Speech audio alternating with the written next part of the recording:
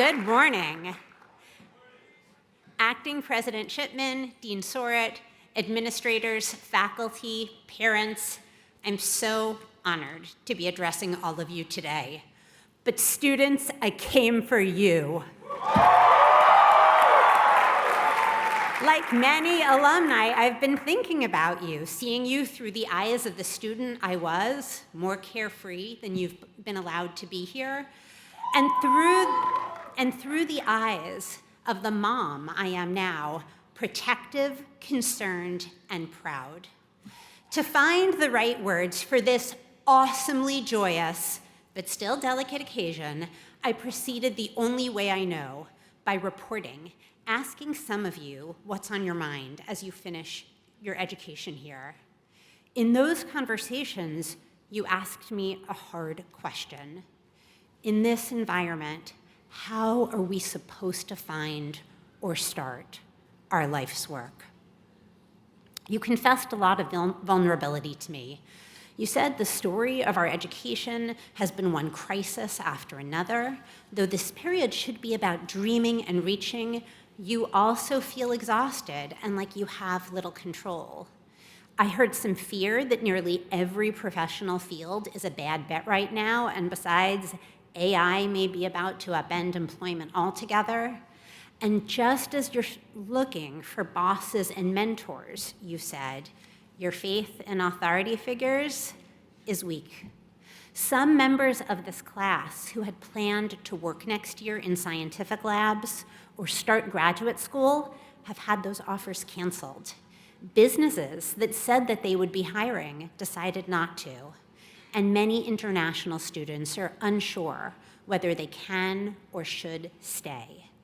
In other words, you asked, how can you stop feeling tossed around by storm waves, build fulfilling, empowering careers, and reestablish yourselves as authors of your own lives? This morning, I'm bringing you everything I've learned that can help. My first advice is to allow this week to truly be an ending. Take your most fabulous Columbia memories of bolts of insight in the classroom and peals of laughter beyond and seal them to last your whole lives. But when it comes to the hard parts of your time here, let's drop the assumption that your experience in college will dictate what becomes of you afterward. To prove this, I have a personal admission. When I was a senior here, I was kicked off the campus newspaper. My journalism career was over before it had begun. I had a fledgling little column in The Spectator. To say it wasn't good is generous. One day, I opened the paper to discover a student I had never met attacking me in print for something I had written. Lest you assume that everything at Columbia was easier in the old days, the paper was not the outstanding, vital Spectator we know today. The 1996 version not only printed this insult, they played it up. The front page said, hey, read the attack on a student on page 3. And what this student wrote about me was so ugly that soon the landline in my dorm room rang. It was George Rupp, the president of the university, calling to check on me.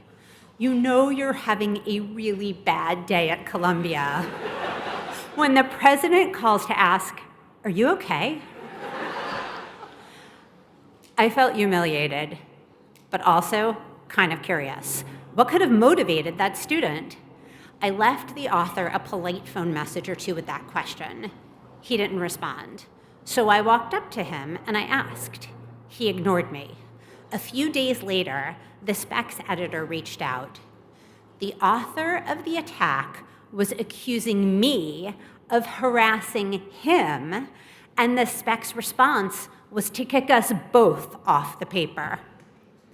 As my work partner, Megan Toohey, puts it, I was fired from a newspaper for asking too many questions. She thinks that's hilarious. But I felt such shame, like everyone on campus was watching, and it made me hate journalism. I wanted no part of such a bruising, unfair, unprofessional system. Besides, everyone, even back then, said that journalism was a terrible career bet. What I didn't understand back then is that being young, whether in 1996 or 2025, just comes with some chaos and mortification. I love and feel indebted to this campus, down to every tree and branch.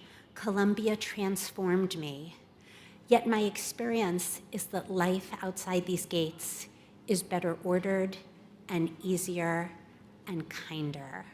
You don't yet know which parts of your college careers are portents of your future and which were just Morningside Heights noise.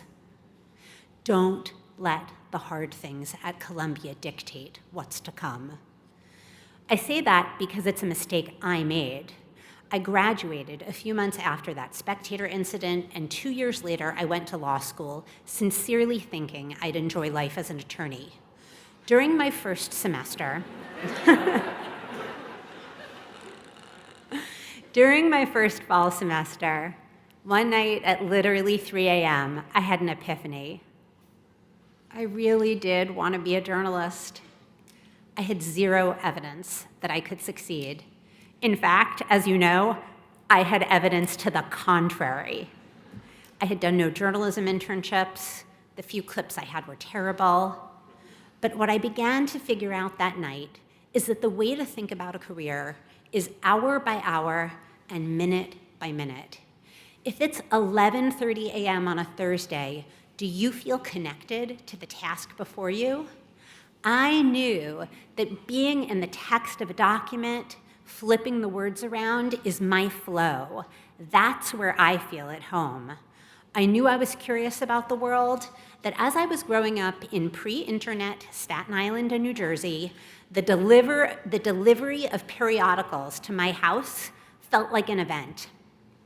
For those of you who don't yet know what you want to do with your lives, I have a suggestion. Buy a cheap, thin notebook. Keep it on you. Every day, make a practice of writing down which actions you enjoy and which you hate, and whose company you like, and who you cannot stand being around. Do that for a few months, and you may come to know yourself more quickly than I did. I dropped out of law school. This was also kind of mortifying in its way. It was Harvard, which I am not saying to sound like a jerk, but to help you imagine how bad it looked to my parents and to a lot of others as well. But that was the moment I became the author of my own life.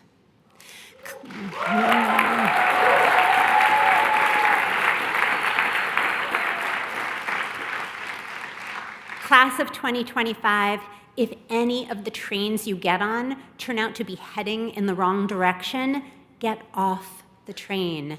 Don't be overly afraid of risk. And especially right now, be wary of predicting which fields are going to be the most promising. Those predictions can eliminate all sorts of magic and meaning. Don't go into public service. You'll get death threats. Medicine leads to burnout, we've been told. Academia, now, really? Follow this logic to the end, and we will have no public servants, and no doctors, and no professors. I've been a journalist for a quarter century now. Not a day has passed when my field has not been in existential and business crisis. And I'm happy.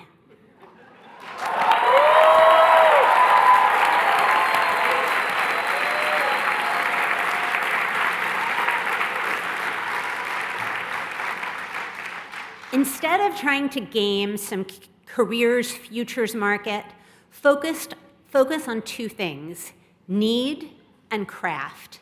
By need, I mean, what is your own independent assessment of what society will need most during your working years, the next 4 or 5 decades? What kind of care? What kind of products? What kind of information? Do not be the people who fail to understand the opportunities that this moment presents. And they are massive opportunities, precisely because everything is in question. What is a university? What is a law firm? What is the relationship between humans and machines? I don't know, but the people who can answer will be your generation's most valuable contributors.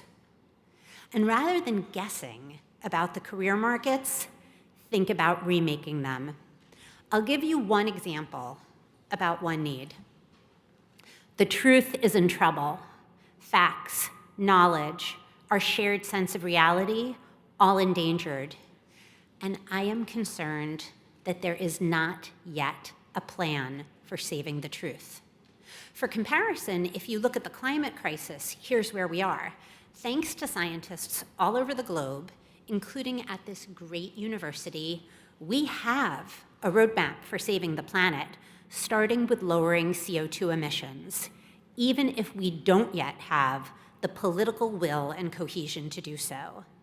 But when it comes to our information environment, also vital to our well-being, also a basis for everything we do, and yet also polluted and rapidly decaying, I don't even see a strategy for how we get to a new and more stable place.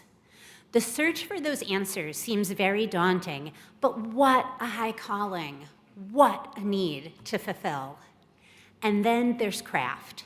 Most people who are successful and fulfilled in their working lives are practicing some sort of craft, some combination of expertise and skill. They've mastered how to heal a patient with a complex surgery or write a gripping episode of television. All those tasks that you'll be so riveted by at 11:30 a.m. on a Thursday, ideally, they add up to performance of a craft. What I didn't understand as an undergraduate, and I don't think those spec editors knew it either, was that good journalism involves immense craft. What to cover, how to scrutinize power, manage intricate source relationships, handle confrontation, and captivate readers. Which information, ultimately, to publish? This is the craft that I've been immersed in for many busy, challenging, thrilling years. In 2017, to break the story of Harvey Weinstein, titan of Hollywood, pillar of democratic politics, had victimized women, Megan and I and our editors summoned all the craft we had collectively mastered over the years. How do you confront a giant bully? You do it with technique and professional standards. What will your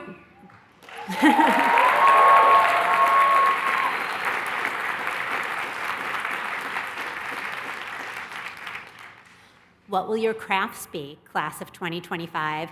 And even if you have to be very creative and persistent, how will you learn them? I need to pause and apply a standard but crucial commencement message. Don't just do the most lucrative thing. Do not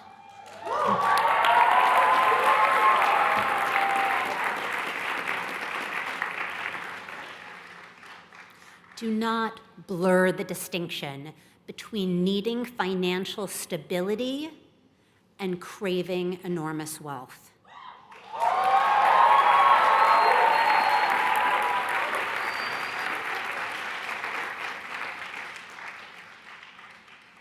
Please understand that pursuing only material gain can actually be selling yourself short.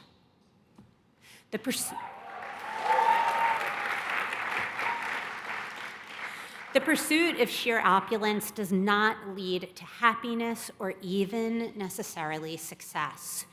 Do not waste 20 years figuring this out from scratch. Class of 2025, your lives are your move.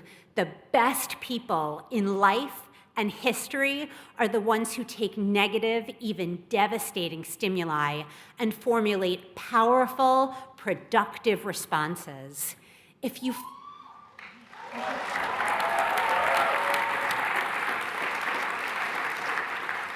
You're gonna do it. You're gonna find your craft, and you're gonna find your need, and you will experience growth, professional and personal, that feels at once like transcending the boundaries of who you are and returning to your truest self.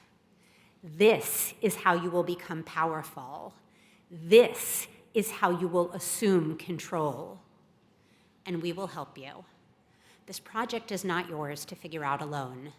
My last piece of advice today is not to the graduates, but to my fellow alumni.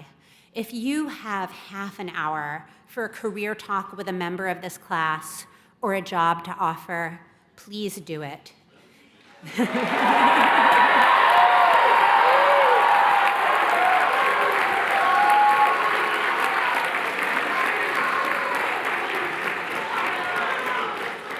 As you can see, the graduates want our help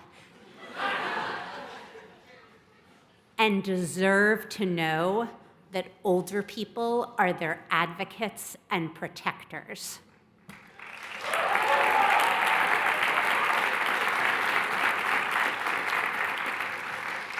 Congratulations, Columbia College Class of 2025.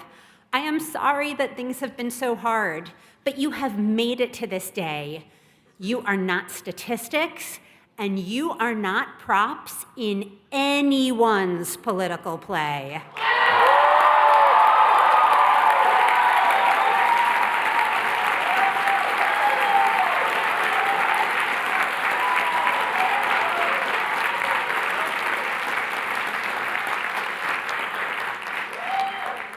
Many years from now, when you look back at the work and the lives you have authored, perhaps you'll find that what happened here, the bad things that happened here, didn't matter much. Or maybe the story will say that with the insight you gained here at great cost, you became uniquely positioned to contribute, grow, and thrive. Thank you.